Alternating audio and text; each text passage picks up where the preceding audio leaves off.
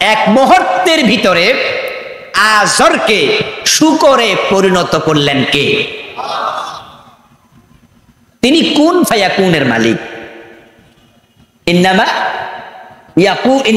ইন্নামা ইযা আরাদাল্লাহু শাইআন আন ইয়াকুলা লাহু কুন কুন।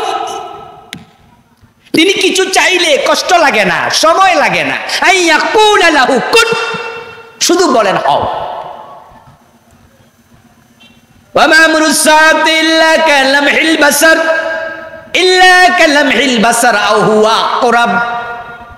এই যে বিশাল আকাশ, বিশাল জমিন, এই মালাকুত, এই জাবারুত, এই মঙ্গল গ্রহ, সূর্য, চন্দ্র, নক্ষত্র, বুধ, শুক্র, পৃথিবী, মঙ্গল যা আছে, যা আমরা দেখি, যা দেখি না, তাম সৌরজগৎ সবটা কিয়ামতের দিন আল্লাহ যেদিন ভাঙবেন, আল্লাহ কোরআনে বলেন চোখের পলক পড়তে যত সময় লাগে এর চেয়ে কম সময়ের ভিতরে আমি সব কিছু ভেঙে খান খান করে ফেলবো।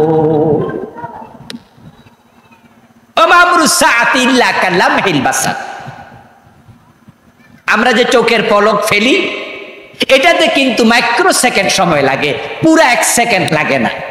60 সেকেন্ডে 1 মিনিট, 60 মাইক্রো সেকেন্ডে 1 সেকেন্ড হয়। আপনার চোখের পলক পড়তে যা লাগে আল্লাহ বলে আমি এর চেয়ে কম সময়ের ভিতরে তাম সৌরজগৎকে ভেঙে ফেলব। আইয়াকুলা লাহু কুন। ইব্রাহিম আলাইহিস সালামের বাবা আজর হয়ে যাবে একটা শূকর।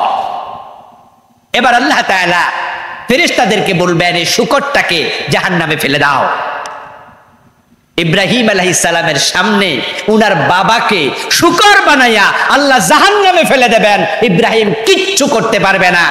আল্লাহ শূকর বানাইয়া আজরকে জাহান্নামে ফেলে বুঝালেন, ইব্রাহিম তোমাকে লজ্জা থেকে বাঁচিয়ে দিলাম, কিন্তু আজরকে জাহান্নাম থেকে বাঁচাবো না, কারণ আজরের ঈমান নাই, সে শিরিক করত।